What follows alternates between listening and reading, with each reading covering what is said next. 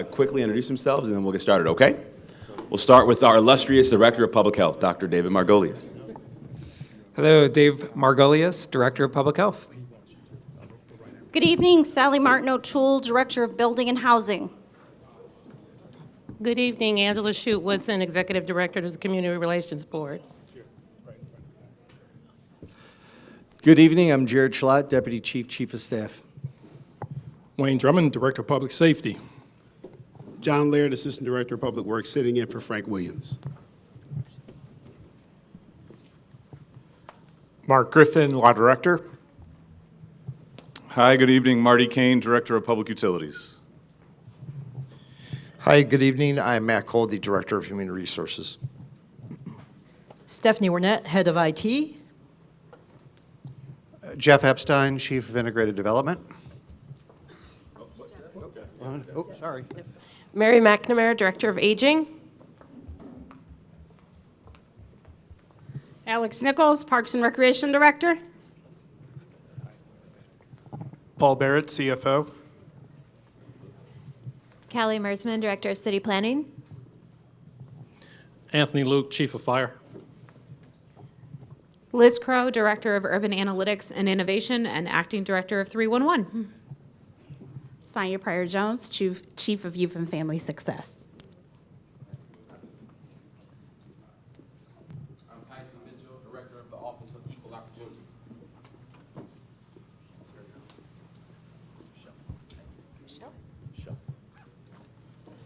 Michelle Pomerantz, Chief Education. Oh, okay. All right. Let's give our cabinet a big round of applause if we can. I'm going to invite the councilman up to the floor right now. I know today has been a challenging day in the neighborhood. Our hearts and our prayers are with the victims of the murder-suicide that took place earlier today. So as we started this meeting, I wanted to have the councilman say a few words, and then I'll let our Director of Public Safety, Director Drummond, and Deputy Chief of Police, Schlott, also discuss an update on the matter. Councilman? Thank you, Mayor. And it's actually kind of been a tough 2 days. So I'll kind of go back one day. There was an incident at Gunning Recreation Center yesterday. It seems, and maybe I shouldn't speculate, but a mental health related episode, but a man was stabbed in the locker room. I went to the rec center today, and he was at the rec center. Injuries were not all that bad, and he was very forgiving. So I'm hopeful that the individual who committed that crime is now able to seek the help that I suspect that he really needs. But today we were actually in a press event celebrating some great legislation that's been passed at City Hall, and my phone's vibrating the entire time. A neighbor dispute on Munn Road, an individual who's been a problematic neighbor for a number of years. Shot and killed his neighbor who was mowing the lawn. And he fled the scene, went into the Rocky River Valley, and took his own life as well. So I've spent most of the afternoon talking to neighbors who, as you can expect, are absolutely shocked and distraught. He was a really great man, really religious man. Even a priest came out.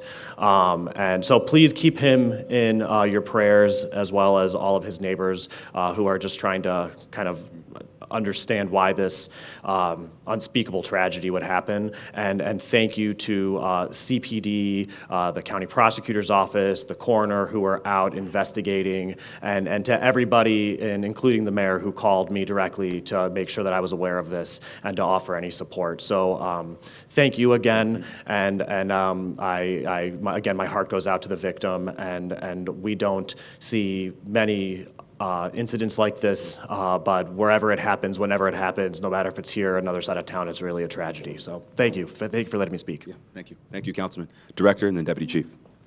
Thank you. The councilman actually really summarized what transpired today. Deputy Chief Shalat is going to get to some of the particulars. Again, it's really summarized clearly by the councilman.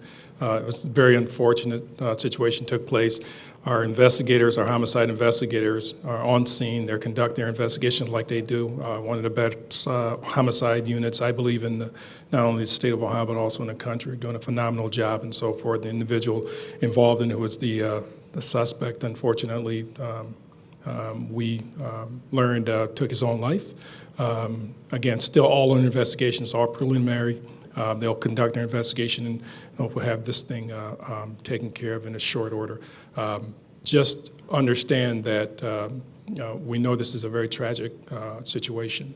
Our officers, our homicide unit, as well as our patrol section, will provide additional special attention in the area to make sure things everyone's feel comfortable and protected. Like I say, Deputy Chief Salat's going to talk a little bit about it. Again, the councilman did a tremendous job summarizing it. We give you some information as much as we can. A lot of it's still sensitive, but Deputy Chief Salat will give you a little bit more information. Thank you. Just like it was previously said, you know, when an incident like this happens, it sends shockwaves to a neighborhood, especially a close-knit neighborhood such as that one. Deeply saddened, both incidents, the recreational center stabbing and then the shooting today, there does appear to be some form of mental health issues going on there. We're committed to constantly striving to provide the best mental health issues, the way we approach individuals, getting them the help, the resources they need. We have a co-responder team where we have clinicians go out with officers to get people back into the network of care that they need, providing them resources that they may not have known they had or they over time got separated from. These incidents are always unfortunate. Our thoughts and prayers go out to them. I would like to just really emphasize these were both isolated incidents. The recreational center, the offender was taken into custody rather quickly by First District officers. He's still in custody. The weapon was retrieved. The victim received immediate treatment, non-life-threatening injuries. He's back at the recreation center today. And if there's any questions or concerns after the town hall, I'm going to make myself available over here. Commander Woods is also here, and we can talk to anybody or get you in contact. If you know somebody in the community that may need some mental health resources, we can get them connected today and get people in place to help out anyone that you think is in need. Thank you. Let's give a round of applause to our first responders who are out here doing this work every day. Thanks, Councilman. And it's just a reminder that we as a city, we have to do a better job of being better neighbors to one another. We have far too many incidents in our community where people are using guns to solve disputes. That is not the way to solve disputes. So again, let's work to be better neighbors and friends and partners and allies, not just in this neighborhood, but across the entire city, and know that the Cleveland Division of Police is working around the clock to keep our streets safe and secure. So the floor is yours for the town hall. Who wants to start with the first question? Yes, sir. Come on to the microphone. And please tell me your name. Jim Hagan, I live on Boston, Bel Air. Okay. A 50-year homeowner. And it's sad that they increased my taxes 160%. I'm at the poverty level. But I have another concern. I know that's county, right? Yes, sir.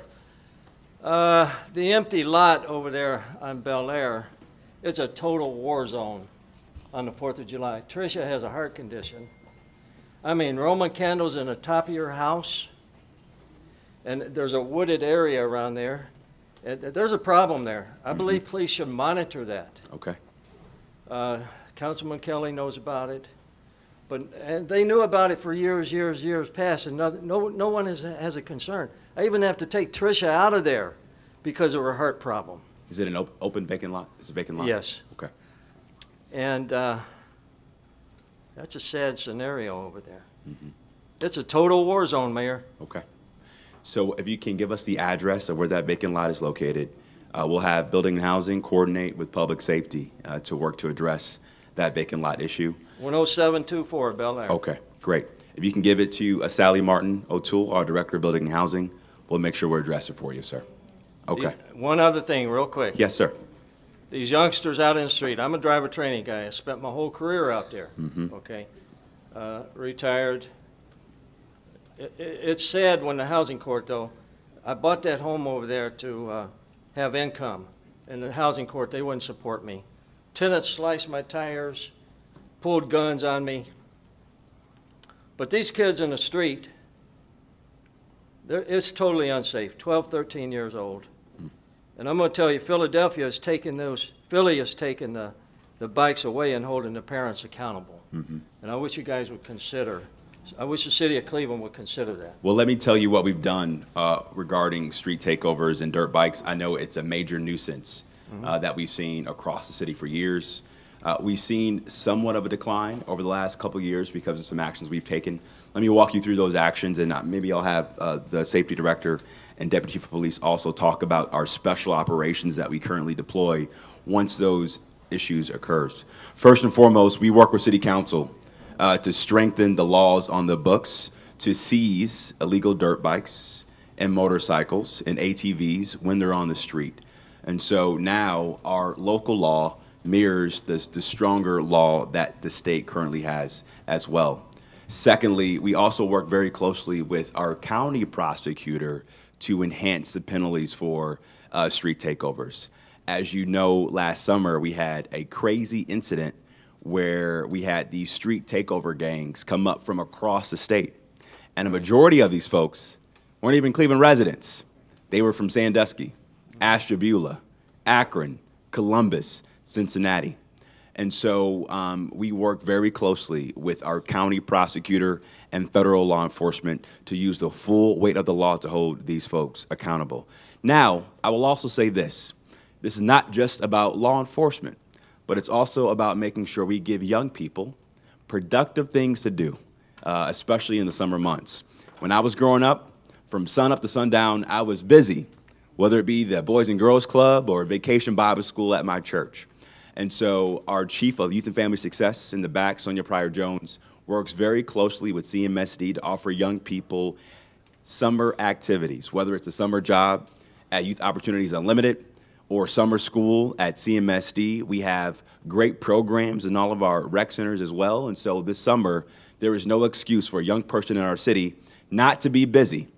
And so please connect with our Chief of Youth and Family Success, Sonia Pryor-Jones, to look at those programs. But law enforcement is on it, our out-of-school time providers are on it, and we want to make sure we have an all-of-government approach to keep young people safe and secure and productive this summer. Let me share this real quick. Yes, sir. The police officer had a brand-new vehicle. He stopped traffic at the traffic light, and they beat up on his car. I know. Thank you, man. Yeah, thank you. You want to talk about our special operations deputy chief that we have around takeovers? Yes, sir. So we have, can everyone hear? So we currently have a summer initiative in place, Operation Summer Breeze. We're going to be unveiling it soon with the mayor.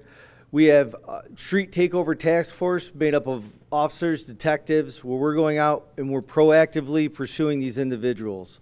We are using social media monitoring. We have cameras throughout the city. We're identifying them. We're holding them accountable. We are seizing their vehicles. We're not just towing their vehicles. We are seizing their vehicles as criminal tools. Several individuals have been sentenced to years in prison. They're not just getting citations. They're not just getting warnings. They are going to jail for these street takeovers. We had great success in it last year. We have milled the middle of the streets to avoid the takeovers where they can do the donuts. We have been so successful in our pursuit of these individuals that cities from all over the nation are calling us saying, what have you guys done to be so successful? And they're taking everything we've done and they're mirroring it in their cities. And we're creating a network because, like the mayor said, these individuals are traveling. So we're working with our law enforcement partners to identify them. So when they go from Columbus to Sandusky to Cleveland, we know who they are. We work together in concert and we get these individuals in jail. And we're going to keep it going throughout this summer as well. And before we go to the next question, raise your hand if you're a resident and you have your own Ring camera at your home. Raise your hand. Okay. Did you know that the city of Cleveland, we now have a program called our Smart CLE sharing system, where you can integrate your Ring camera data into our real-time crime center. Now we have a 24/7 real-time crime center. So if any issue occurs in your front porch, in your front door, in the vicinity of your home or in your neighborhood, we need you to sign up for this smart camera sharing system so we can share that intelligence and share that data with law enforcement, okay? And so at the end of this meeting, please connect with the safety director or the deputy chief to make sure you get signed up for that program. All right, next question. What's your name, sir? Hi, my name's Tom Baldwin, and I've lived in the city of Cleveland for 40 years, and I've lived on West 156 for the last 30 of them. And anybody that's from this side of town knows that what's going on when you come off the highway at West 150th is an absolute disaster. If all you people in the city were to leave this meeting right now and drive under that bridge, there's at least 15 people. They got shopping carts, they got furniture, they're sleeping on the road during the day. I understand the homeless problem in this country, and my heart goes out to anyone that has to live like that. But we're not doing or being aggressive enough to get these people away from our city. They leave there when the sun goes down, and then they go into the woods. A couple of years ago, I got with Brian Kazi right next to the Speedway. The bushes were really high all along there. They would sit there and panhandle all day, and then they'd go in the bushes and do their heroin and whatever other drugs that they're doing. And I have a lot of sympathy for the addicts, okay? Yeah. The help and the resources out there. My concern is the fact that I've lived in that neighborhood for 30 years. This year I had my car actually stolen. The year prior, they broke the window and broke out the column. 6 months prior to that, they broke out the column of another one of my cars. So in the last 2 years, I've had 2 cars disabled, one of them completely stolen. We're not doing anything. Yeah. These people they're coming out at night. They're going along the highway right there, and they're filtering into our neighborhood. Yeah. My neighbor can't even get insurance on his garage anymore because it's been robbed so many times. Because they're right along the back of the highway. They come up, they do their thing, they go back in the woods, and nobody sees them. Yeah. But then all day long, they're allowed to sit there on 150th and panhandle for what? What are we going to do? You told me, Mayor, when you first got into your office, you said if you see something, say something. I've been saying stuff to the city of Cleveland. If you were to check how many times I've called the city of Cleveland on problems in my neighborhood, they probably look, oh, it's Mr. Baldwin again. I just want my community the way it was when I bought the home 30 years ago, and that's just safe. I want police in my neighborhood. I pay taxes for that. I don't see police cars anymore. A lady was beating a dog 2 days ago. All the neighbors come out. I call the APL. First, you got to call the police. And the police came out 6 hours later. You got a dog in distress. I know that might not seem like a lot to a lot of people, but I'm a 4-foot family man that loves his animals, and to see that and to witness it time and time and time again, do something, say something. Understand. Well, sir, I certainly recognize and appreciate your concern, your passion. I think everybody in our city wants to be safe. They want their neighborhood to feel safe. They want the quality of life to be in good standing. And as you said, we've had some challenges in Cleveland around our homelessness population. And that really saw an uptick coming out of the pandemic for a couple of reasons. Number one, the money we had for COVID relief support went away because during the pandemic, we had millions of dollars to house our unsheltered neighbors in hotels or other places so they weren't on the streets to catch the COVID-19 virus. That money went away. The other thing that happened is the cost of housing has gone up, not just in Cleveland, but across the country. Rental appreciation is the highest in the city of Cleveland. That's why we're working really hard to bring online more units of affordable and workforce housing in our city. But to your point, I couldn't wait on the federal government, and I couldn't wait on the county to support the city of Cleveland around our homelessness problem. So here's what we did to address your concern, and here's what we're going to be doing to address your concern. We spent roughly $4 million on a program called A Home for Every Neighbor. That program launched last year. And you know the biggest thing we uncovered when we started this program, sir? That there's so much red tape for folks that are homeless in our community that you have to prove you've been homeless for 6 months, 12 months to get access to a home or access to a good quality shelter. That doesn't make any damn sense. Or if you have a pet, or if you're LGBTQ+, you want to go to the shelter with your partner or your pet. There were so many barriers for folks to be able to get access to that kind of housing. So we eradicated those barriers. We deployed a housing-first approach, and in just 1 year, we've housed roughly 154 people. We've shut down 50 encampments across 12 wards, and we did it in a compassionate way that reflects our values as a city versus arresting people who shouldn't be arrested because they're addicted to drugs or addicted to alcohol or can't get access to a shelter. Because but for the grace of God, that could be one of us in this room. And so Dr. Margolius and his team is working around the clock to shut down these encampments, but it takes a lot of time, and there's a process to make sure, number one, we diagnose what their needs are so we can get them a case manager. Secondly, we need to find a good home for them to be in for at least 12 months. And then from there, we can close down the encampment in a way that shows and reflects our values as a city. So I'm going to have Dr. Margolius talk about our plans for that encampment you just mentioned, sir. Thank you. Doctor? Yeah, thank you so much for your question. We're well aware of the situation under West 150th.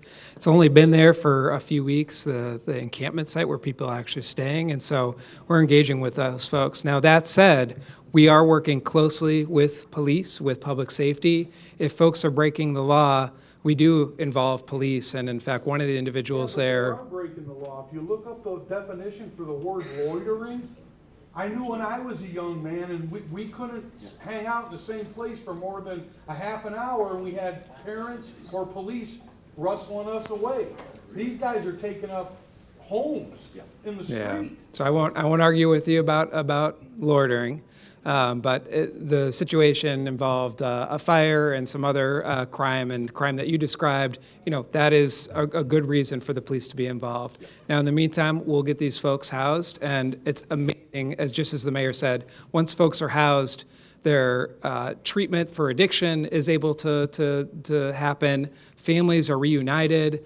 Pets, we've housed 28 pets along with the 54 individuals so far, and so really good things happen with the housing first approach, and so we will get there. But we'll make sure that law enforcement has a visible presence in and around that encampment as we work to shut down that encampment, sir, to address your concern. Thank you so much. Ma'am? Hi, my name's Colleen Berry. I was born in Cleveland. We have a big family. We're all here. Well, a lot of us are still here.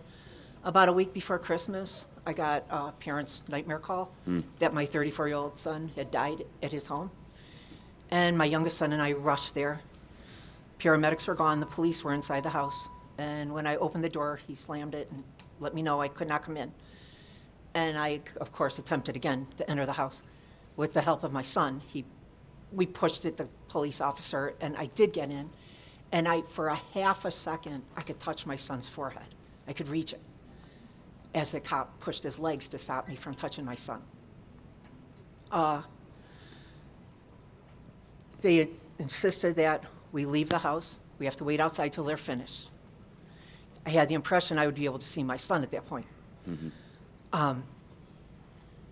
After hours, they brought my son out in a bag, and they refused to open the bag or let me see my son. They had sealed it, and that was paramount.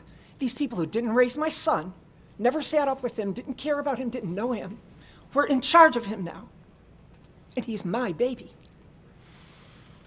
It looked like there was an intake of air in that bag, and I could not get them to open it. Talk about mental health. I'm known as a very happy, easy-go-lucky person. I let everything slide. I'm happy. There isn't a day that goes by that I don't think, inhale of air in that bag. Did my baby suffocate? Was he rallying? Did he suffocate in that bag? We went to the morgue. We told them that we wanted to see him. They wouldn't allow us. We told them that we had decided as a family we're going to donate his healthy organs. He worked out all the time. He was in great shape. I want the idea that his eyes that love this world are going to go on and see for somebody, a blind person. You know, his kidneys, everything. Mm-hmm. They would not let me see him. I said, I need to verify because I haven't seen him. I got to verify that my baby's gone before I let you cut him up, though. And they would not let me. The morgue said they don't, basically, it's too much trouble. I said, they told me at least 8 people would live, besides the other people that would just be helped with the donation. It matters to those 8 people. Let us see him. Let one of us see him and verify it. No, they don't do that. It's too much trouble. So we did not donate because I couldn't bear to okay that unless I knew for sure he was dead. That should never, ever happen. We all live with it. Our whole family lives with this knowledge. Mental health, yeah, we probably can all use some mental health now. Then the police took everything that my son had. They said it's customary. Somebody young and apparently healthy dies. They make assumptions and they take everything they can and they look at everything. 6 months later, I'm still paying for that phone.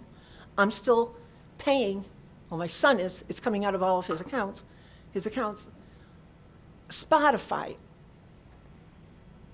his gym membership, everything is being paid because he had it set up on his phone because I can't get my hands on his phone to withdraw him for 6 months. If they can't get what they want after 6 months, they don't know what they're doing, give it all back. Yeah. I just finally got one credit card bill from him because he's young and he did everything on his phone. I got a credit card bill for him, $500 from January to now, in interest and in fees because he hasn't paid his bill because I couldn't pay it, because I couldn't access it, because I don't know all those numbers. It's all in his phone. He doesn't get any mail. Okay. Our city does everything.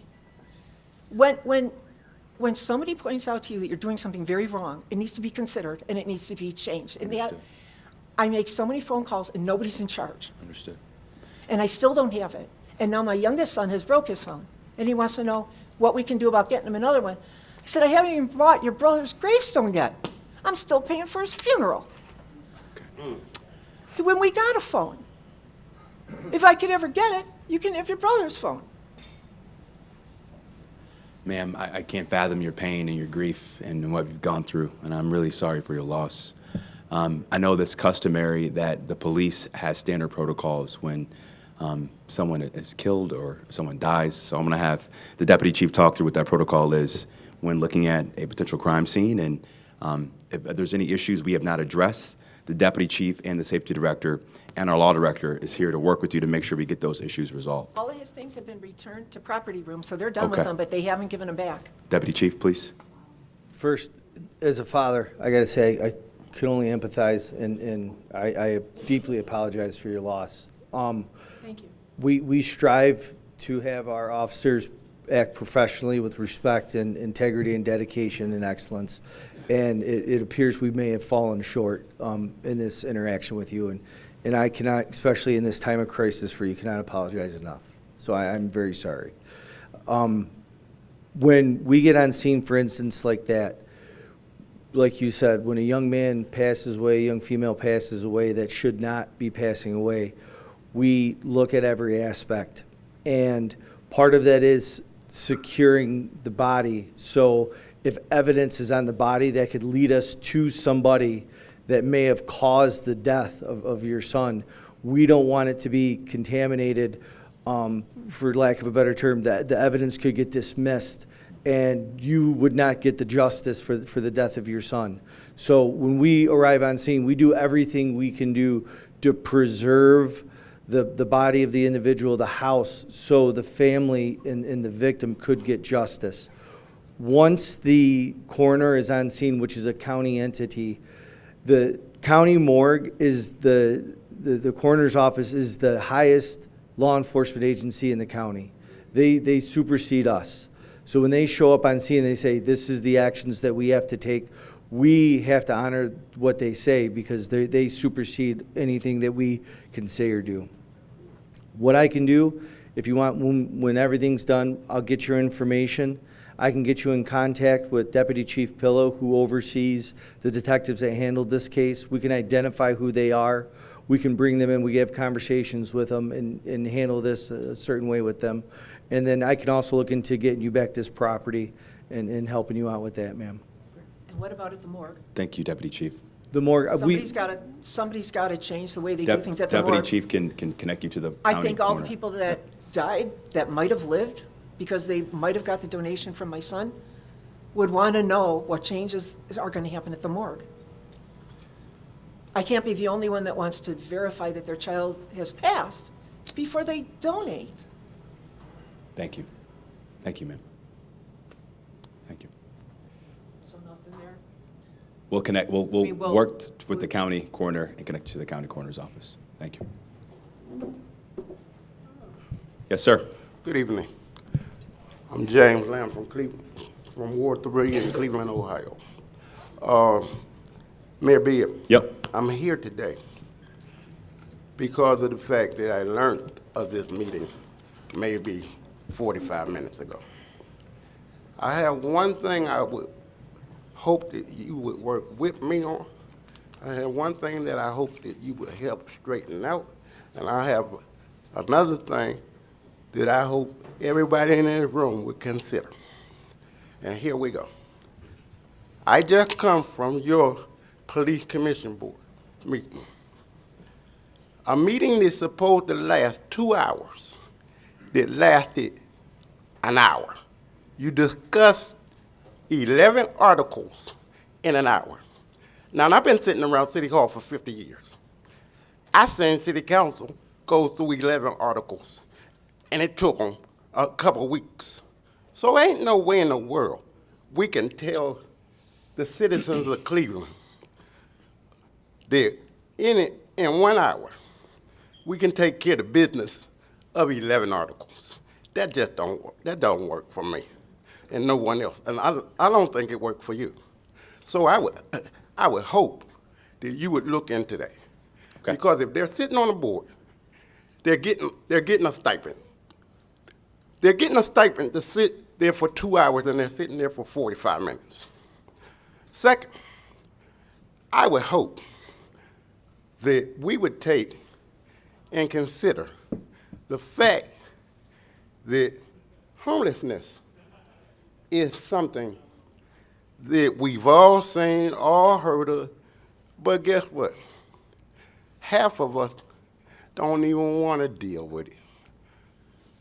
I've been working on a battered woman shelter for 4.5 years. I asked the city to even step in and help me. I ain't heard nothing from no one, but I'm still gonna get it did. And when I come down to my last one, here we go.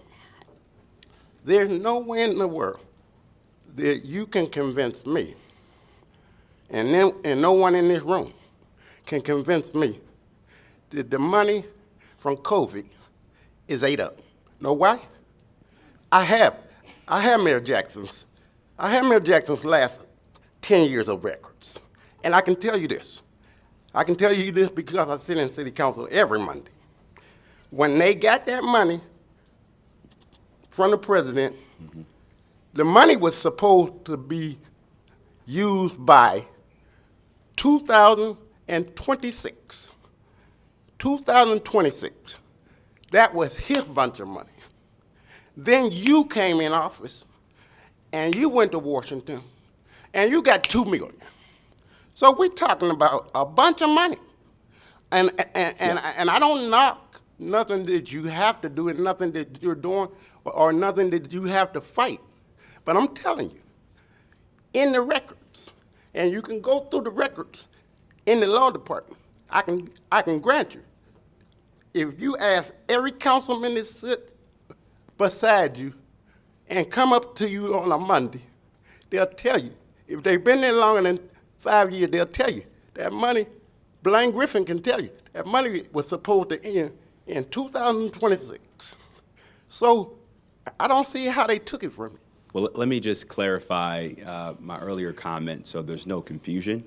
So as I was talking about the homelessness issue that we saw in our city, there was distinct and separate funding for housing related to the homelessness population for COVID relief dollars that was separate and distinct from the American Rescue Plan funds that the city of Cleveland got. So we got $512 million through the American Rescue Plan, the 8th largest allocation in the country. We worked very closely with City Council to allocate that funding and make sure it was allocated and legislated and authorized before the 2026 deadline. So the big buckets of funding that we've allocated around, over $117 million for housing, $50 million for our sites fund to attract and retain good paying jobs in the city, medical debt relief for many of our residents in the city, $20 million to connect thousands of households to have access to high-speed broadband. So yes, sir, that American Rescue Plan dollars, those dollars are allocated, authorized, and there's a plan for all of those funds in collaboration with City Council. Okay. But there was separate and distinct money for housing that has gone away, which led to an increase in our unsheltered population after the COVID-19 pandemic. All right? Well, can I Thank ask you, you- sir. can We I got ask to you go one to the last next question. question? Can I ask Okay. you one last One more. That's 4. In the midst of you having your meetings, Yes, sir. and you know, I don't, anybody in here know, and everybody from the city that know me know this. Everybody know you. I've been dealing with, I come to meetings because education is in these meetings. Yes, sir. You don't get it, you don't get it from your councilman. So Grant, I come. I think Councilman because of Slack's the- pretty good. Everyone's in the blue moon. So I'm a bit, see, I ain't never bit my tongue. I'm a for real man. But I'm gonna tell you like this. This town hall meeting is one thing the whole city of Cleveland can adore, but guess what? Yes, sir.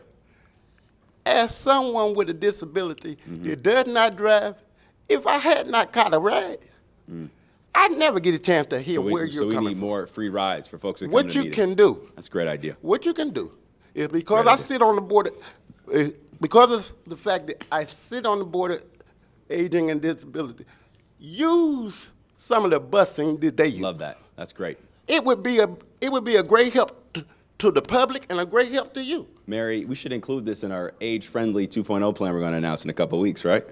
All right. Thank you, sir, for your question. I appreciate you. Safe travels to California, too, my friend. I'll leave in 2 weeks. Yes. Hello. Hello, West Park community. My name is Terry Wong. I'm the former police commissioner of the Police Commission. I was not selected for renewal by Mayor Bibb. I want to briefly comment about what Mr. Lamb just saw because I attended the same meeting.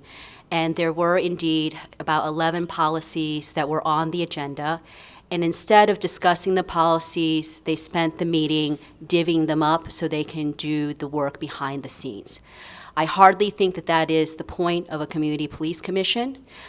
You also have your officers, Deputy Chief Schlacht and Chief Todd have claimed to me that, and also Director Drum have claimed to me that the police are at these meetings at the request of the commission. There is a problem of a potential chilling effect on community members.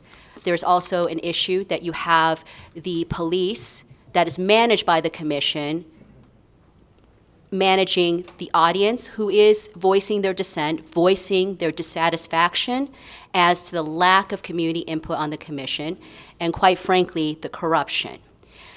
So, and what I also would like the community to know is that the executive director of this commission, which is very important because it's probably the most powerful in the nation. It was passed after issue 24. It has final authority on police administrative discipline, training, and policy. And in my observation, the political establishment has sought to control it rather to allow it to succeed. And I'll give you one evidence is that— You got a question? I will. You know, I will. Because I'm gonna. But I need to give. You've censored me on Instagram, which is so I have to come to these forums to inform the public. But the public should know that one of the operating forces for the failure and the collapse of the commission is former executive director Jason Goodrick. I will be the 4th woman to have accused him of sexual harassment. And the city, Mark Griffin, has done nothing to investigate. He initiated an investigation. It's never been completed.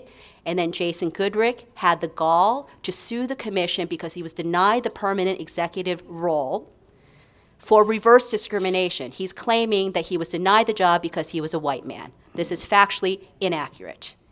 And instead of properly investigating my accusations against him and also my accusations of misconduct from the other commissioners, you chose to do nothing.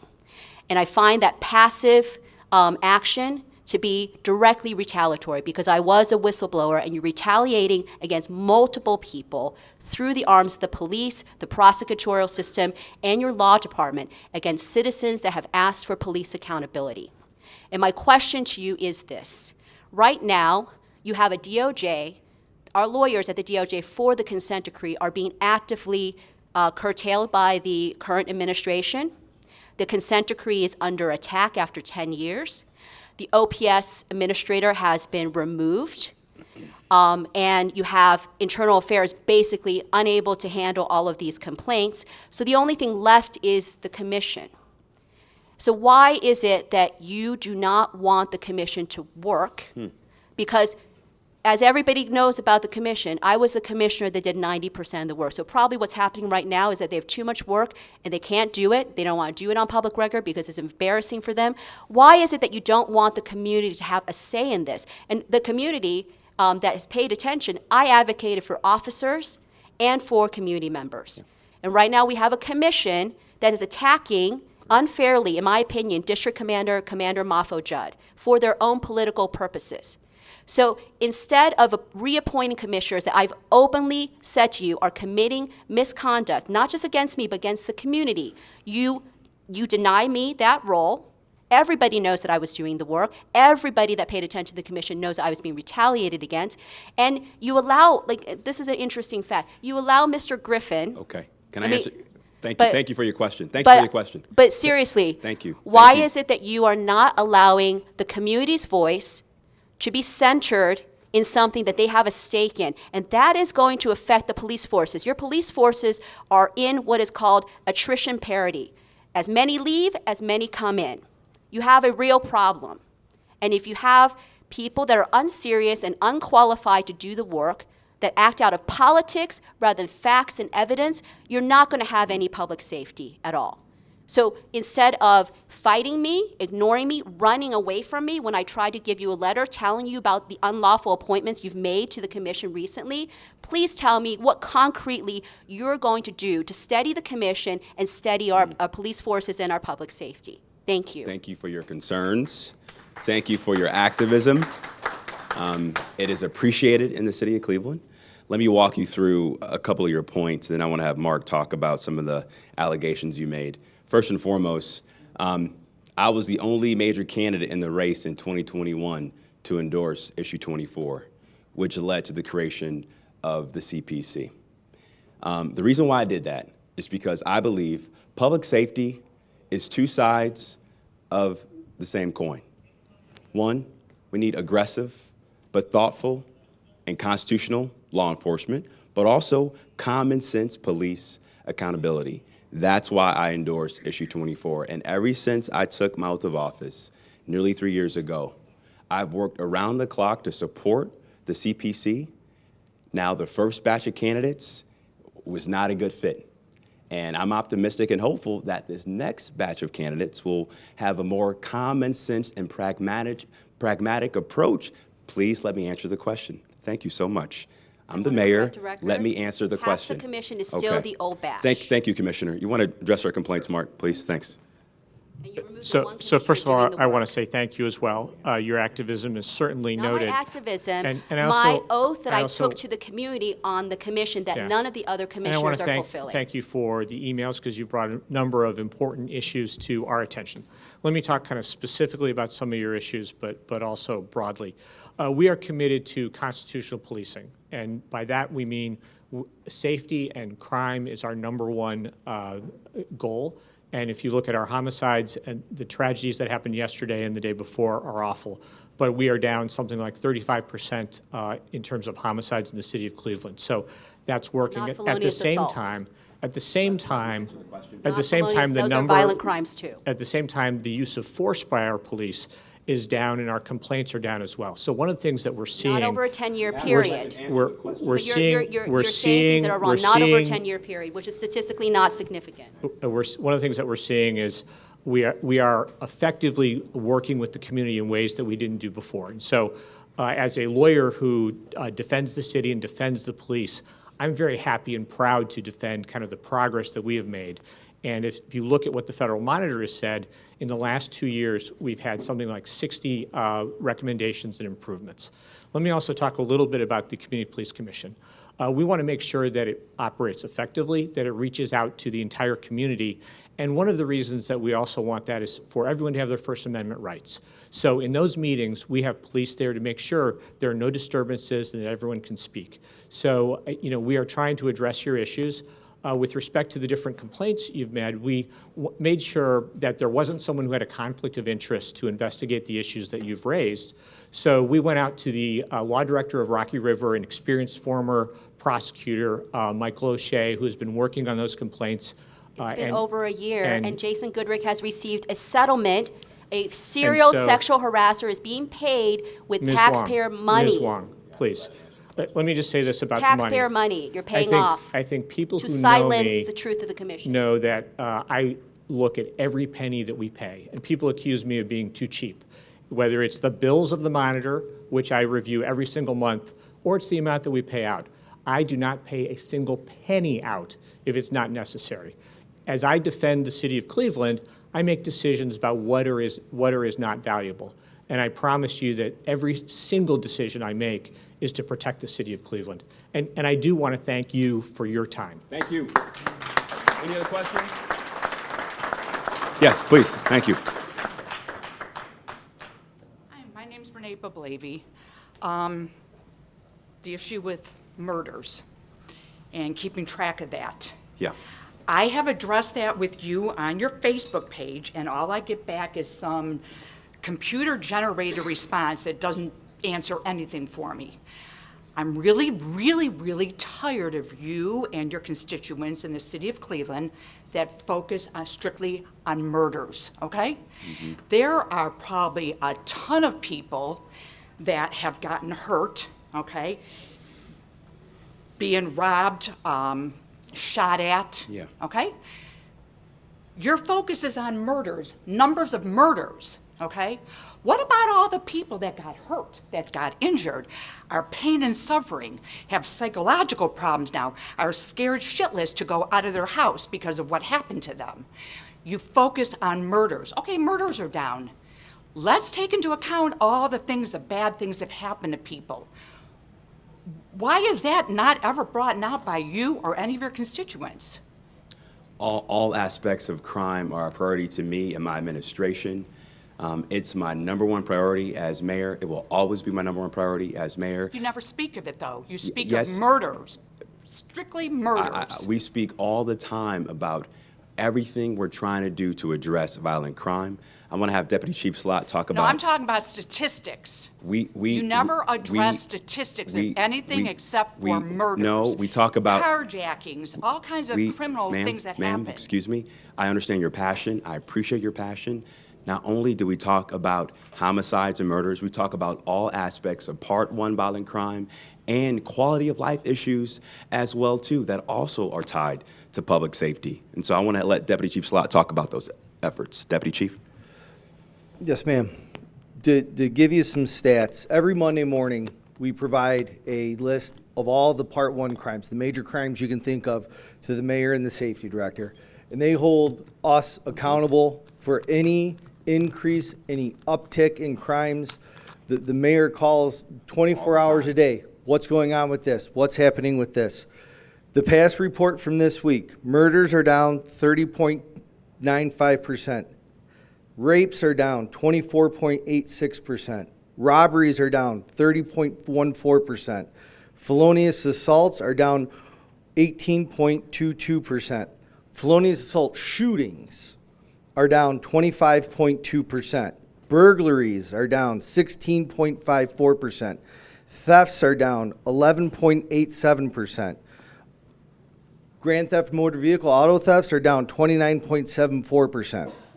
Arsons are down 26.58%. The mayor came to us and said, that's not enough. What about all these car break-ins? Yeah. First district, car break-ins are down 25%. Second district, they're down 23%. Downtown, the third district, down 47.47%. The fourth district, it's down 32.94%. In the fifth district, the far east side is down 51.35%.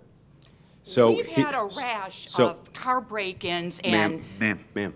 So data is one thing, and I understand that frustration, but the men and women of our police department are also working on the perception and visibility of public safety as well, too.